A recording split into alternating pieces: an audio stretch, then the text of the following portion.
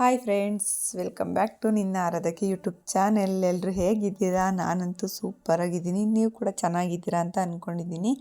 ಇವತ್ತು ನನ್ನ ಕಸಿನ್ ಸಿಸ್ಟರ್ದು ಮದುವೆ ಇದೆ. ನಾನಿವಾಗ ರೆಡಿಯಾಗಿದ್ದೀನಿ.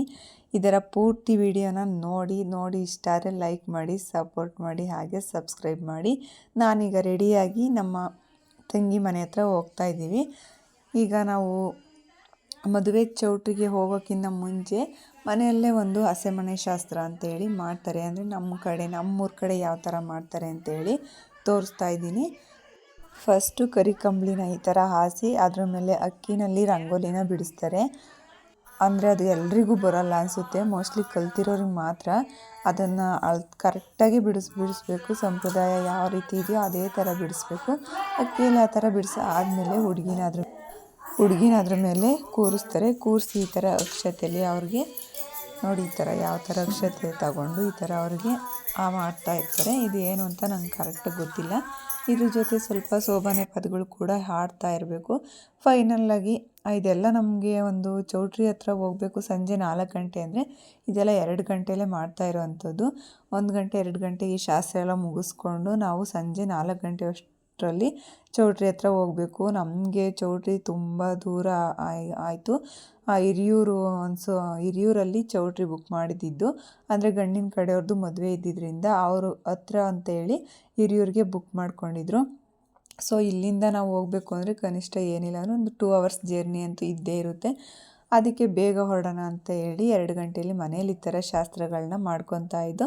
ಸರಿ, 3 ಜನ ಮುತ್ತೈದೆಯರು ಈ ಥರ ಆರತಿ ಶಾಸ್ತ್ರ ಮಾಡಬೇಕು ವಧುವಿಗೆ, ಅಂದರೆ ಒಳ್ಳೆಯದು ಅಂತ ಹೇಳ್ತಾರೆ. ನೋಡಿ, ನಮ್ಮ ಆಂಟಿ ಮತ್ತು ಅತ್ತೆ, ನಮ್ಮ ಅತ್ತಿಗೆ 3 ಸೇರಿ ಈ ಥರ ಆರತಿನ ಮಾಡ್ತಾ ಇದ್ದಾರೆ. ಇದೆಲ್ಲ ಆದಮೇಲೆ ಅವ್ರಿಗೆ ಅಕ್ಷತೆ ಎಲ್ಲ ಇಟ್ಟು ಅರಿಶಿಣ ಕುಂಕುಮ ಹೂವು ಎಲ್ಲ ಮುಡಿಸ್ಬೇಕು. ಇದೆಲ್ಲ ಮುಡಿಸ್ಕೊಂಡು ಈಗ ಕಾರ್ ಬಂತು. ಸೊ ಫೈನಲಾಗಿ ಹೊರಡ್ತಾ ಇದ್ದೀವಿ. ಈಗ ನೋಡಿ, ಲಾಂಗ್ ಜರ್ನಿ. ನನಗೆ ಕಳಸ ಇಟ್ಕೊಳ್ಬೇಕು ಅಂತ ಹೇಳಿ ನಮ್ಮ ಆಂಟಿ ಮುಂಚೆನೇ ಹೇಳಿದರು, ನೀನೇ ಕಳಸ ತಗೋಬೇಕು ಅಂತ ಹೇಳಿ. ಕಳಸ ಬಂದು ಹೆವಿ ತೂಕ ಇರುತ್ತೆ. ಅದು ತುಂಬ ಅಕ್ಕಿನ ಹಾಕಿ ಕಳಸನ ಅದಕ್ಕೆ ಪೂಜೆ ಮಾಡಿ ಈ ಥರ ಎಲ್ಲ ಚೆನ್ನಾಗಿ ಪೂಜೆ ಮಾಡಿರಬೇಕು. ಮತ್ತು ಕಂಕಣ, ಅರಿಶಿಣ, ಕುಂಕುಮ ಎಲ್ಲ ಪೂಜೆ, ಬಾಳೆಹಣ್ಣು ಎಲ್ಲ ಇಡಬೇಕು ಅದಕ್ಕೆ. ಸೊ ಸಮಥಿಂಗ್ ಎಲ್ಲ ಏನೋ ಇಟ್ಟಿದ್ರು, ನನಗೆ ಅಷ್ಟು ಐಡಿಯಾ ಇಲ್ಲ. ಸೊ ಇಟ್ಕೊಂಡು ಹೋಗ್ತಾಯಿದ್ದು. ಇದು ಬಂದು NH4 ರೋಡು.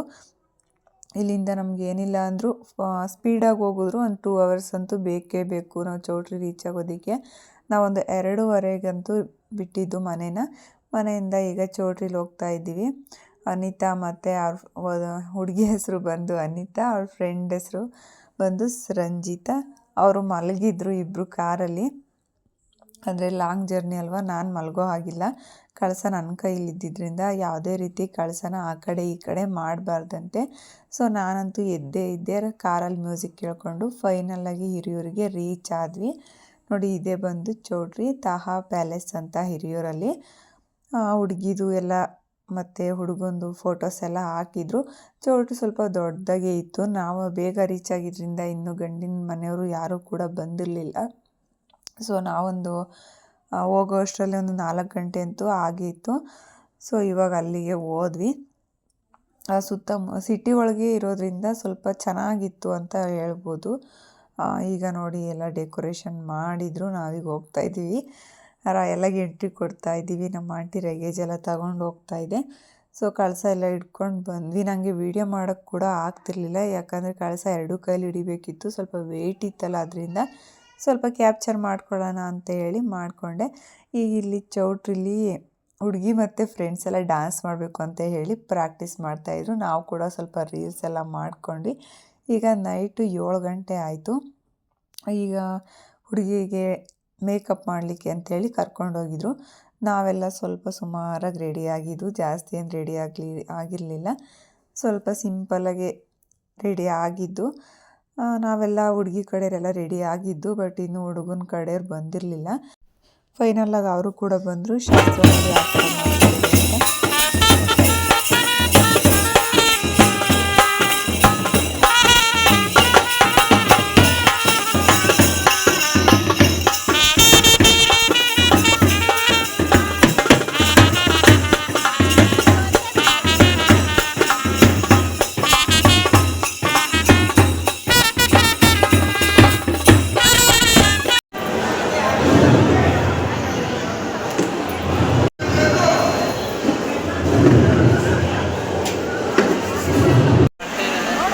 ಎಲ್ಲಿ ಕಾಣಿಸ್ತಾ ಇತ್ತು ಅದ್ರಲ್ಲಿ ಏನು ಅವಳಿಗೆ ವಿಡಿಯೋ